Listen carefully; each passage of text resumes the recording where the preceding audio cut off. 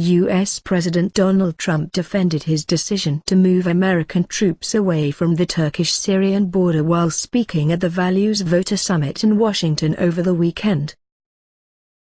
Borders, but I don't think our soldiers should be there for the next 50 years guarding a border between Turkey and Syria when we can't guard our own borders at home. He also expressed hope that Kurdish forces that have controlled the territory in northern Syria would back up after Turkey launched an offensive against them on Wednesday following Washington's decision to withdraw its troops. Trump has faced strong criticism at home and abroad for his decision to pull back from northern Syria, with critics accusing him of abandoning America's Kurdish allies, who helped clear the region of Daesh terrorists. But he has insisted that the U.S. must stop taking part in these ridiculous endless wars in the Middle East.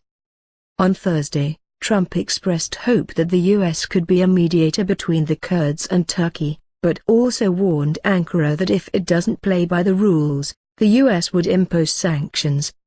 Dr. Hussein Bagsi, the chair of the International Relations Department at Ankara's Middle East Technical University, believes that none of Trump's suggestions are realistic.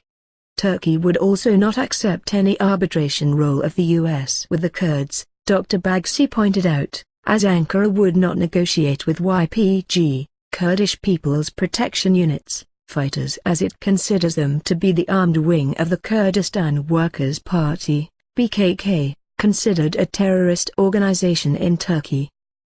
But Peter Ford, a former British ambassador to Syria, says that the U.S. president was well aware of Ankara's plans to begin an operation against the Kurds. Turkey's NATO allies have also condemned Ankara's offensive in northern Syria and threatened to introduce sanctions.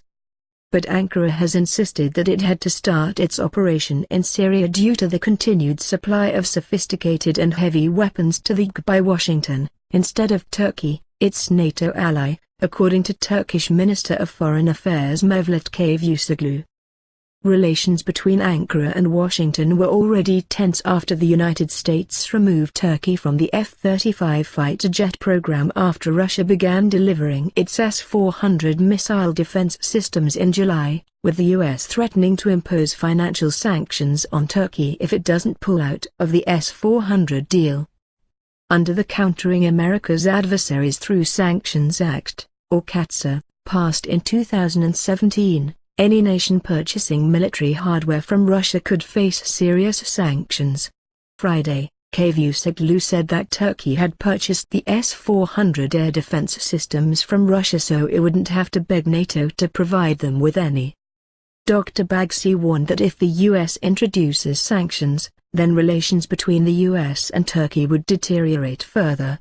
But at the same time, the scholar said that Washington is interested in Ankara buying the F-35 jets, and with Turkish President Recep Tayyip Erdogan's visit coming up in November, something could be agreed on during the trip.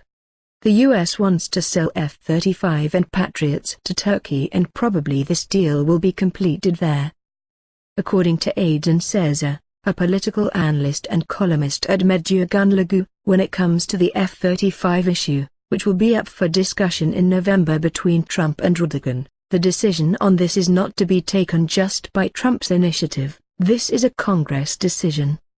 The political analyst noted that Trump is authorized for CAATSA sanctions and can make decisions on the postponement of CAATSA sanctions.